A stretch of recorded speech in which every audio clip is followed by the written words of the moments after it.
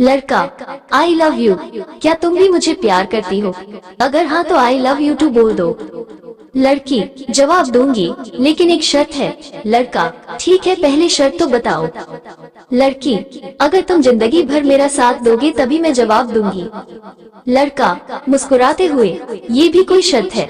अरे मेरी जान, मैं तो तन मन से तुम्हारा हो चुका हूँ और तुम्हें छोड़कर भला कहाँ जाऊंगा। लड़की को यकीन नहीं हो रहा था कि कोई उससे भी इतना बेपनाह प्यार कर सकता है। उसने तुरंत लड़के को हाँ कह दिया। सब वैसे ही चल रहा था जैसे प्यार में चलता है, गपशप, मिलना जुलना, रूठना मनाना, सब बहुत हसीन था।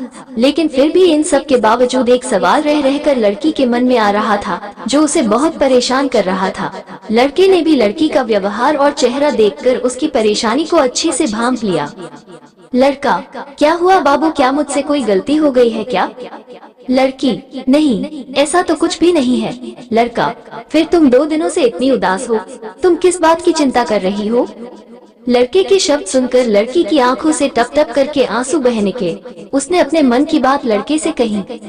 लड़की, हमारी अभी की दुनिया बहुत खूबसूरत है, लेकिन हमारी शादी हो पाएगी या नहीं, मुझे इस बात की चिंता है। मुझे चिंता है कि तुम्हारे घर वाले मुझे एक्सेप्ट करेंगे या नहीं। लड़का, बस इतना ही, इस छोटी सी बात के लिए तुम्हें इतना परेशान होने की जरूरत नहीं है। मैं आज ही मेरे घर वालों से हमारे बारे में बात करता हूँ। कहकर लड़का वहाँ से उठकर चलने लगा। लड़की लड़के को पीछे से जाते हुए देखती रही। लड़का वहाँ से तुरंत अपने घर पहुँचा और अपने माँ बाप से कहने लगा, मम्मी पापा, मुझे आप दोनों से बहुत इम्पोर्टेंट बात करनी है। पापा, क्या इम्पोर्टेंट बात है बताओ। मम्मी, बोल बेटा, क्या बात है जो इतनी जरूरी है, हम भी तो जाने। लड़का, मम्मी पापा, मैं एक लड़की से प्यार करता हूँ, वो बहुत अच्छी है और मैं उसी से शादी करना चाहता हूँ। लड़के की बात सुनकर उसके बाप का गुस्सा उसकी आंखों में उतर आया और उन्होंने लड़के के गालों पर 2 थप्पड़ जड़ दिए। मम्मी, तेरी हिम्मत कैसे हुई अपनी शादी के बारे में खुद से हमसे बात करने की?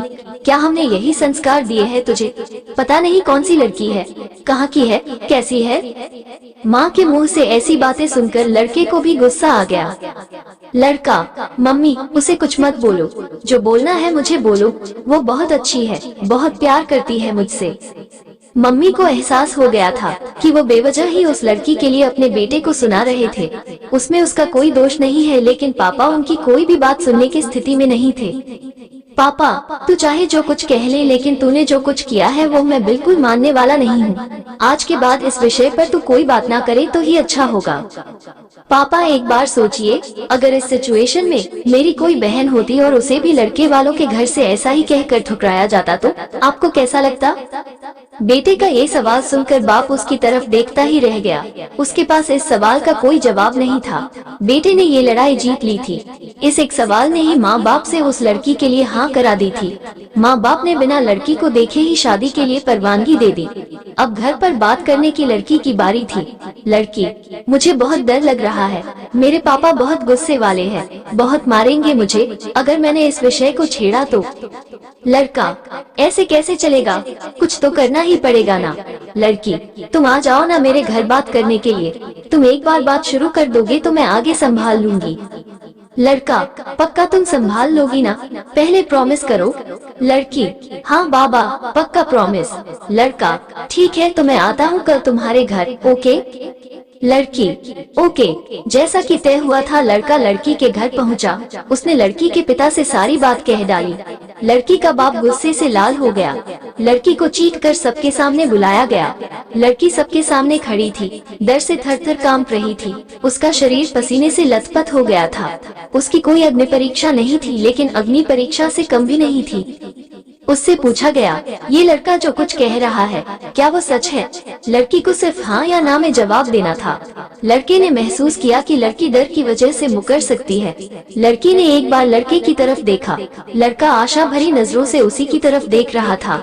उसने अपना काम अच्छे से कर दिया था। अब लड़की की बारी थी। हर कोई लड़की के उत्तर की राह देख रहा था। लड़की ने बोलना शुरू किया। लड़की, पापा बहुत विश्वास करते हैं ना आप अपने बच्ची पर, तो मेरा भी यह फर्ज है कि मैं मेरे जीवन की हर महत्वपूर्ण बात आपको बताऊं। अगर मैं कोई बात आपसे छुपाती हूँ तो वो आपके साथ विश्वासघात करने जैसा होगा। प्यार करती हूँ मैं इस लड़के से और उसकी एक एक बात 100% सच है। शादी करना चाहती हूँ मैं उससे, लेकिन आपकी सहमति से।